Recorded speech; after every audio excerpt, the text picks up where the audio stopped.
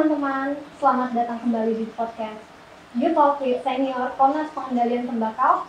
Saya Nabila, saya dari organisasi Emancipate Indonesia. Emancipate Indonesia berfokus pada isu perbudakan modern seperti isu perkawinan anak, perkawinan paksa, dan juga isu pekerja anak khususnya, dan juga isu eksploitasi seksual. Kita juga berfokus di isu pekerja muda. Terima kasih sebelumnya Bapak sudah hadir di kegiatan ini dan sudah memberikan kesempatan untuk saya dapat berbicara dengan Bapak. Beliau adalah Pak Tulus Abadi dari YLKI. Nah, Bapak mungkin boleh saya persilakan untuk memperkenalkan apa itu sih YLKI sebenarnya. Ya, baik, terima kasih Mbak Nabila dan para pemirsa muda.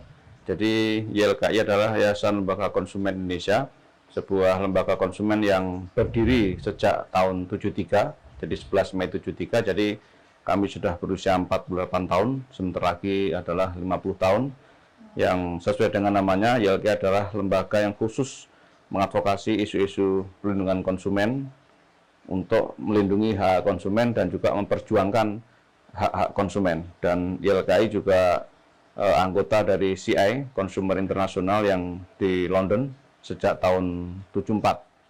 Dan salah satu prestasi monumentalnya saya kira adalah mendorong lahirnya Undang-Undang Perlindungan Konsumen nomor 8 tahun 99, di mana waktu itu belum ada orang yang bicara soal Undang-Undang Perlindungan Konsumen, tapi YLKI sudah berkuar-kuar untuk Indonesia mempunyai Undang-Undang Perlindungan Konsumen. Jadi isu generalnya adalah isu perlindungan konsumen. Gitu Mbak Nabila. Untuk Pak Tulus sendiri adalah ketua. Ya, saya ketua pengurus harian YLKI sejak tahun 2015 yang lalu. Jadi saya terpilih 2 kali atau 2 periode, untuk periode 2015 sampai 2020 dan periode kedua 2020 sampai 2025 nanti atau 2004 gitu. Nah, saya ingin tahu nih Pak, sebenarnya apa sih Pak yang sudah dilakukan oleh YLKI di dalam isu pengendalian tembakau? Ya, tentu saja salah satu isu sektoral di dalam isu perlindungan konsumen adalah isu pengendalian tembakau atau tobacco control. Nah, sejak YLKI berdiri sampai sekarang, isu pengendalian tembakau itu menjadi isu yang tidak terpisahkan sebagai upaya untuk melindungi konsumen. Ya, memang ini hal yang berbeda ketika kita bicara soal konsumen secara umum dengan pelindungan konsumen untuk pengendalian tembakau. Ya, jadi kalau di dalam konsumsi barang-barang yang lain, misalnya iklan itu penting untuk informasi bagi konsumen, karena kita tahu produknya, tahu mereknya, dan mungkin tahu kelebihan dan kekurangannya satu produk. Nah, tapi kalau untuk produk rokok, tentu itu berbeda, sehingga pelindungan konsumen dalam kaitannya isu pengendalian tembakau bagi YLKI tentu tidak mendorong adanya iklan, tapi adalah bagaimana agar konsumen terlindungi dari bahaya tembakau dengan tidak adanya iklan rokok. Ataupun misalnya soal harga. Kalau YLKI misalnya kalau ada kenaikan harga, kita akan protes. Kenapa itu harga naik? Tujuannya apa? Besarannya seperti apa? Apa dampak terhadap pelayanan misalnya begitu. Nah, tapi kalau untuk rokok, ya justru YLKI mendorong agar konsumen itu terlindungi adalah dengan cara menaikkan harga, ya, karena harga itu sebagai produk yang berfungsi untuk melindungi konsumen. Karena antara produk normal dengan produk tidak normal, instrumen perlindungannya berbeda. Nah, kalau kita minum air mineral, naik pesawat, ya, minum obat segala macam, itu adalah instrumen perlindungannya adalah soal bagaimana harganya itu terjangkau. Tapi kalau rokok, karena ini produk yang berbahaya, bukan kemudian bagaimana membuat harganya terjangkau, tapi adalah bagaimana agar harganya semakin tidak terjangkau, khususnya untuk anak-anak dan juga orang-orang tidak berpunya, sehingga bisa mengontrol perlindungan konsumen adalah dengan tadi soal meniadakan iklan rokoknya, ataupun memahalkan harganya dan membatasi penjualan, karena rokok produk yang berbeda dengan produk yang normal. Rokok produk yang tidak normal. Ya, bisa dibilang industri rokok itu sebenarnya juga tidak memenuhi prinsip bisnis dan HAM juga ya Pak? Iya, saya kira pada konteks pelindungan konsumen, industri rokok itu juga industri yang juga tidak relevan dengan pelindungan konsumen. Selain juga soal HAM dan bisnis tadi. Kenapa? Karena kalau di dalam barang-barang yang kita konsumsi ya selalu ada tulisan tanggal kadaluarsanya misalnya ya, bahwa kita minum air mineral, kita minum obat, kita minum vitamin atau makan yang lain selalu ada tanggal expired date, tanggal berapa. Nah, kalau rokok itu tidak ada tanggalnya ya. Coba kita cek, ada nggak tanggal kadaluarsa di bungkus rokok? Ya, padahal semua komoditas yang masuk ke dalam mulut kita yang kita konsumsi harusnya ada tanggal kadaluarsa. Nah, saya sering ditanya, kenapa rokok itu nggak ada tanggal kadaluarsa? Ya, karena sebenarnya sejak awal bahwa komoditas rokok itu komoditas yang sudah kadaluarsa. Artinya apa? Artinya tidak layak konsumsi. Jadi, rokok itu by design adalah komoditas yang memang tidak layak konsumsi dari sisi perlindungan konsumen. Karena kita nggak tahu tanggal kadaluarsa seperti apa. Dan kemudian rokok jelas mengandung zat-zat yang berbahaya. 40.000 zat kimia yang berbahaya di situ kan. Kenapa kita biarkan kita konsumsi? Ini yang kemudian produk rokok adalah produk yang tidak layak konsumsi, dan industri rokok adalah industri yang tidak ramah terhadap perlindungan konsumen, gitu.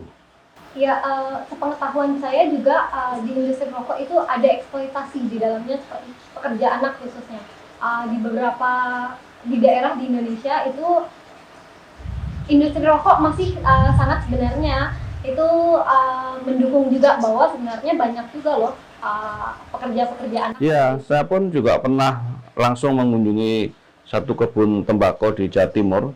Memang di situ terbukti dengan sangat gamblang bahwa industri rokok mempekerjakan buruh anak ya di kebun-kebun mereka. Mereka memanfaatkan anak-anak yang putus sekolah atau orang-orang komunitas miskin untuk bekerja di kebun tembakau demi mendapatkan upah. Nah, ini saya kira menjadi pelanggaran terhadap hak anak dan kemudian pelanggaran terhadap regulasi yang ada, karena anak sebelum umurnya mencapai batas tertentu dia tidak boleh bekerja apapun alasannya gitu. Apalagi di kebun tembakau di mana itu bisa menimbulkan efek terhadap pekerjanya gitu. Jadi eksploitasi itu sangat nyata baik untuk anak ataupun di petani-petani tembakau gitu. Iya, YLKI sendiri sebenarnya apa ya yang sudah dilakukan di dalam isu pengendalian tembakau ini? Ya, sebenarnya banyak sekali ya. Sejak YLKI berdiri sampai sekarang itu tadi saya katakan concern dengan pengendalian tembakau. Nah, berbagai regulasi yang ditelurkan di pemerintah Indonesia itu YLKI dan khususnya saya itu terlibat aktif di dalam proses penyusunan, pembahasan draft demi draft ya. Misalnya di Undang-Undang Kesehatan ya, yang waktu itu pasal tembakau atau ayat tembakunya sempat hilang. Kami langsung membongkar itu. Kenapa ini hilang? Ya, ketika undang-undang disahkan, tiba-tiba ayat tembakau di pasal 114 hilang. Padahal sudah ada jelas bahwa waktu itu tembakau dinyatakan sebagai komoditas adiktif. Tapi tiba-tiba ketika draft tembakau itu diserahkan ke presiden, ayat itu hilang. Nah, kemudian saya dan teman-teman menyuarakan itu ke publik lewat media untuk membongkar ulah siapa ini dan harus dikembalikan sesuai naskah aslinya. Baru kemudian setelah kita suarakan rame-rame, naskah itu dikembalikan sesuai dengan naskah aslinya. Juga dalam pembahasan PP Peraturan Pemerintah 109/2012 tentang zat adiktif bagi tembakau dan juga berbagai aturan di daerah termasuk di Jakarta. Jadi banyak sekali keterlibatan YLKI di dalam mengusung isu pengendalian tembakau dan baik pada konteks regulasi maupun menyuarakan untuk kepentingan publik. Ya, artinya sudah cukup banyak ya Pak. Nah, kemudian untuk pengalaman YLKI dalam melakukan advokasi sendiri itu bagaimana ya Pak? Ya, pengalamannya tentu banyak dinamika ya, baik pengalaman yang sifatnya personal ataupun organisatoris. Nah, pengalamannya saya kira salah satunya kalau kita bicara Komnas Pengendalian Tembakau, YLKI kan salah satu anggota dan pendiri di dalam upaya mendirikan Komnas Tembakau. Kebetulan saya sendiri yang terlibat aktif sejak tahun 97 sampai sekarang, ikut menginisiasi berdirinya Komnas Pengendalian Tembakau. Sehingga itu salah satu bentuk kontribusi konkret YLKI bergabung dengan Komnas Pengendalian Tembakau dan juga jaringan-jaringan pengendalian tembakau. Nah, pengalaman pahit secara pribadi saya kira misalnya saya ya, kebetulan kalau bicara soal saya sebagai musuh petani tembakau itu sudah khatam mungkin ya. Saya sering sekali dibully di media sosial oleh kelompok-kelompok pro tembakau ya, bahkan waktu itu misalnya yang sangat pahit gitu ya, katakanlah saya pernah di demo ya oleh orang yang mengaku petani tembakau, datang ke kantor YLKI membawa 3 bis. Jadi mereka mendatangi Kemenkes dulu, kemudian mendatangi saya di YLKI untuk mendemo dan mengancam. Misalnya dia ingat betul saya waktu itu tahun 2000 berapa ya, pokoknya sebelum PP itu disahkan. Ya waktu itu mereka mengancam, dia bilang kalau PP ini sampai disahkan Presiden, maka rumah Pak Tulus yang di Purworejo akan saya bakar. Sampai begitu. Kemudian ancam, kemudian mereka membuat baliho-baliho di Jawa Tengah khususnya, ada tagline 10 orang musuh petani tembakau. Yang paling fokus menjadi perhatian mereka adalah khususnya YLKI ataupun saya ya, sehingga ini menjadikan bahwa YLKI adalah menjadi perhatian bagi mereka, dalam arti menjadi musuh dalam tanda kutip terkait dengan upaya pengendalian tembakau. Bahkan seringkali mengalami teror. Ya. Ya, saya kira itu suatu resiko ya, karena ketika kita melakukan advokasi publik untuk mendorong kebijakan publik, itu pasti ada pihak-pihak yang akan melakukan perlawanan ya, apapun isunya ya, baik isu pengendalian tembakau ataupun isu-isu yang lain. Tapi pengendalian tembakau memang menjadi isu yang paling panas terkait dengan upaya melakukan perubahan-perubahan atau menggodok adanya satu regulasi baru. Jadi kalau di dalam konteks perlindungan konsumen, produk tembakau atau produk rokok itu produk yang substandar ya. Substandar itu artinya apa? Artinya produk yang memang tidak layak konsumsi.